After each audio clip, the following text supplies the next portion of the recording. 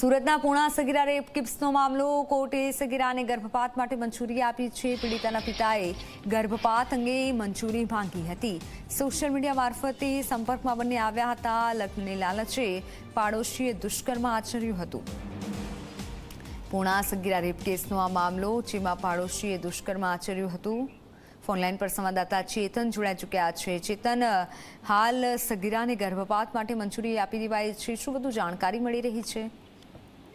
જી બિલકુલથી જે ઘટના છે તે સુરતના ઉમરવાડા વિસ્તારની છે, જ્યાં સગીરાનો જે છે તે સ્થાનિક જે યુવાન છે તેનો ઇન્સ્ટાગ્રામ મારફતે સંપર્ક થયો હતો। ત્યારબાદ આ જે યુવાન છે તેને લગ્નની લાલચ આપીને આ જે સગીરા છે તેની પર દુષ્કર્મ આચરવામાં આવ્યું હતું। ત્યારબાદ એકાએક જે સગીરા છે તેની તબિયત લથડતા તેને હોસ્પિટલ લઈ જવામાં આવી હતી, જેમાં આ જે સગીરા છે તેને 4 માસનો ગર્ભ હોવાનું સામે આવ્યું હતું।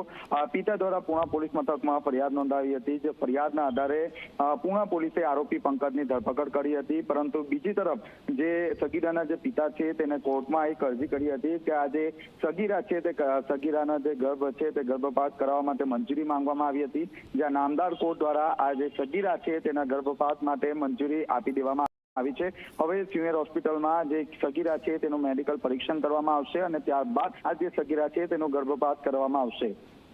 બિલકુલ, આભાર માહિતી બદલ।